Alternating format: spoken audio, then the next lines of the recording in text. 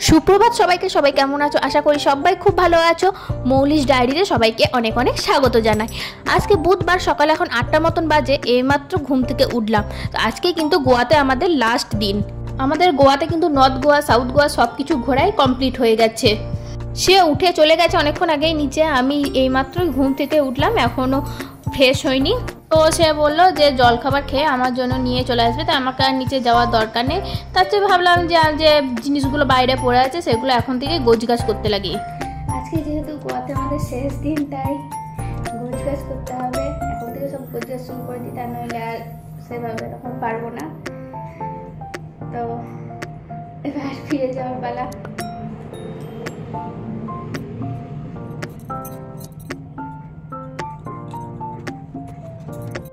তাই দেখো গোছানো মোটামুটিভাবে কমপ্লিট, শুধু যা দু একটা পরবো তাই বাইরে আছে, বাদ বাকি সব মোটামুটিভাবে গুছিয়ে ভরে নিয়েছি। সকাল 9:30 মতন বাজে এখন। নিচের হোটেল থেকেই বললো খাবার নিয়ে আসবে, ওই পুরি আর ঘুগনি। তো খাবার এসে গেছে, পুরি ঘুগনি। তো এটা সত্যিই খুব ভালো খেতে। তো কিন্তু আজকের থেকে আগের দিন যেটা খেয়েছিলাম সেটা কিন্তু আরও বেশি ভালো ছিল। সকালে জল খাবার খেয়ে চলে যাব, কিন্তু একটু বিচের ধারে। আজকে শেষ দিন, তাই ভাবলাম একটু বিচে থেকে ঘুরে আসি। আর তো যাওয়ার কোনো জায়গাও নেই, সবই তো ঘুরে নিয়েছি, তো খাওয়াও হয়ে গেছে। এবার এসে গেছি বিচের ধারে। তো আজকে আর স্নান করবো না, আগের দিন স্নান করে প্রচণ্ডভাবে দুজনেরই ঠান্ডা লেগে গেছে। তো আজকে দেখলাম একটুখানি থেকে তারপরে হোটেলে গিয়ে তখন স্নান করব। কিছু প্রবলেম থাকার জন্য হয়তো গাড়িতে করে দূরে যাওয়ার জন্য বা এদিকটায় স্নান না করার জন্য গাড়িতে করে বলতে এসেছে। সমুদ্রে এসে স্নান করতে তো খুব ইচ্ছে হচ্ছে, কিন্তু যত ইচ্ছে হোক আজকে কিন্তু আর স্নান করা যাবে না সুস্থ থাকতে গেলে। কালকে অনেক ভোর ভোর উঠে বেরিয়ে পড়তে হবে।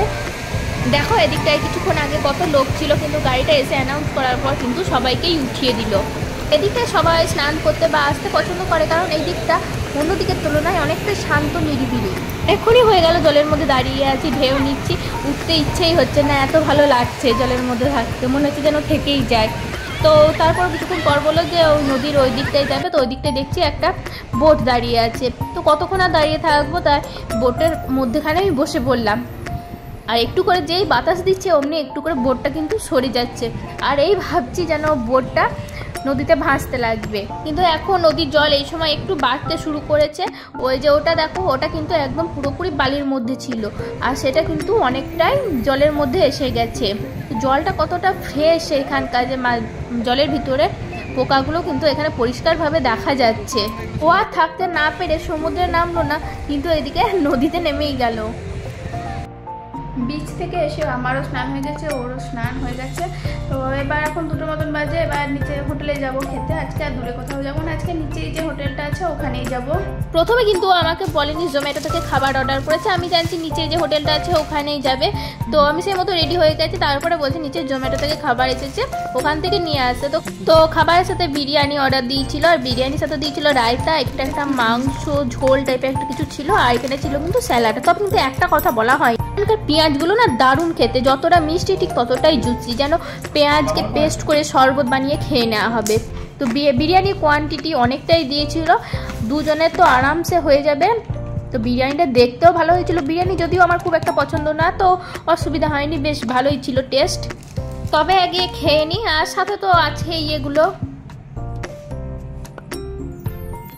বিকাল 5:30 মতন বাজে। তো বিকাল 5:30টাতে যে এরকম রোদ থাকতে পারে, গোয়া না এলে সত্যিই জানতে পারতাম না।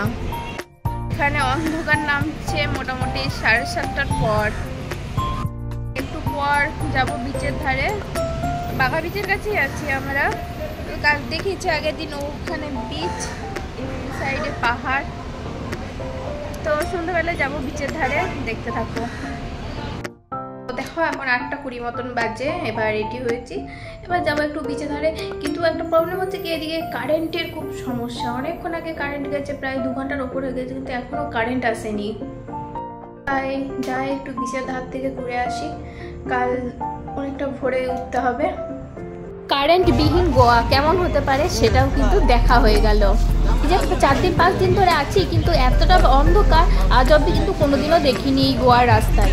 গোটা রাস্তায় অন্ধকার, ভেবে পাচ্ছি না কি করে ভিডিও করব, কি করে বাইরেটা দেখাবো।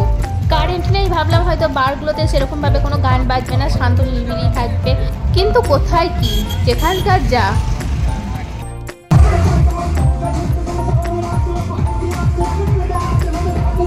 রাত্রি 9:15 মতন বাজে এখন। আজকে কিন্তু আর বেশিক্ষণ বিচের ধারে থাকা যাবে না, তো আজকে তাড়াতাড়ি খাওয়া দাওয়া করে শুয়ে পড়তে হবে, কারণ কালকে অনেক ভোরে উঠতে হবে, প্রায় 3:30-3টের দিকে। 6টার সময় ট্রেন, আর আমরা কিন্তু স্টেশন থেকে 50 কিলোমিটার মতন দূরে আছি, তাই 4-4:30 নাগাদ বেরোতে হবে।